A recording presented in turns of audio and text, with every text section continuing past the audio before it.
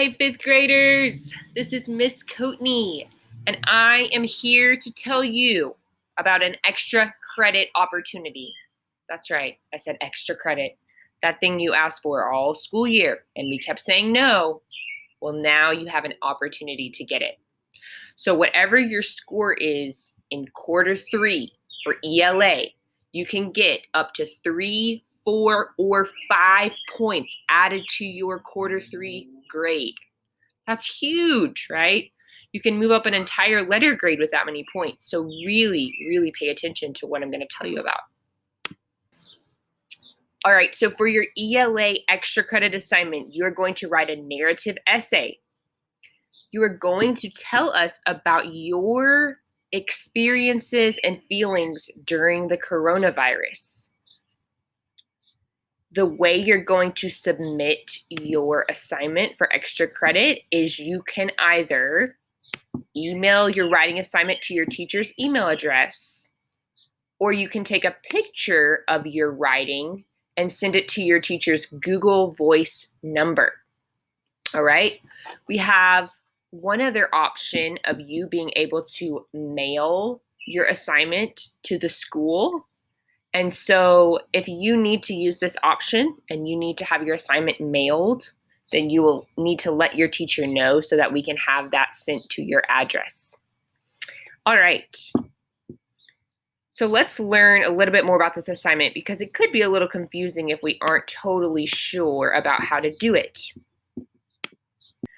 So for this narrative writing, you're going to tell us your story about your experiences during the coronavirus.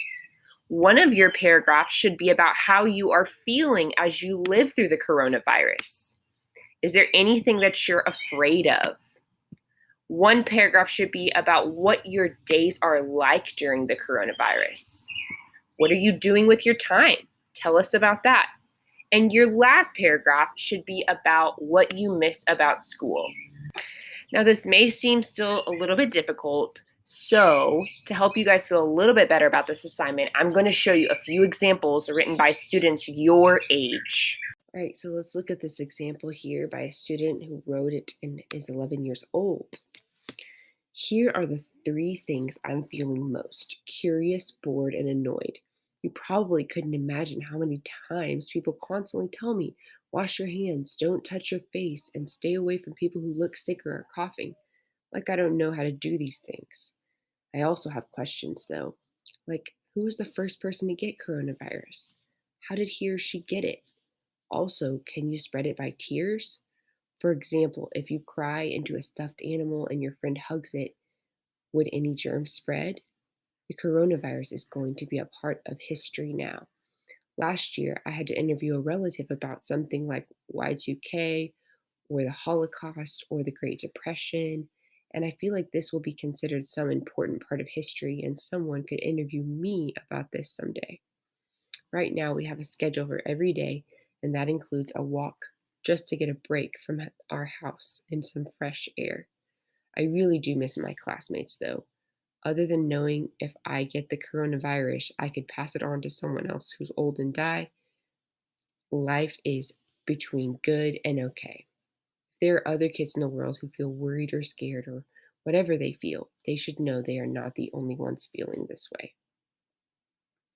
So let's just notice a few good things that have happened in this essay, like how the reader clearly tells us their feelings that they're having: curious, bored, annoyed, right? And then every time they give feeling words, they explain why they feel those ways.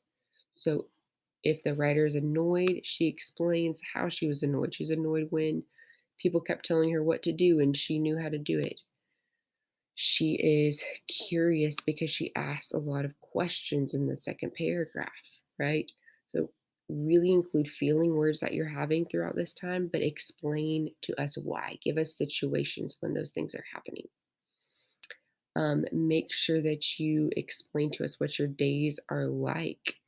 She describes a schedule that she keeps, making sure she gets a walk every day, fresh air during her class times.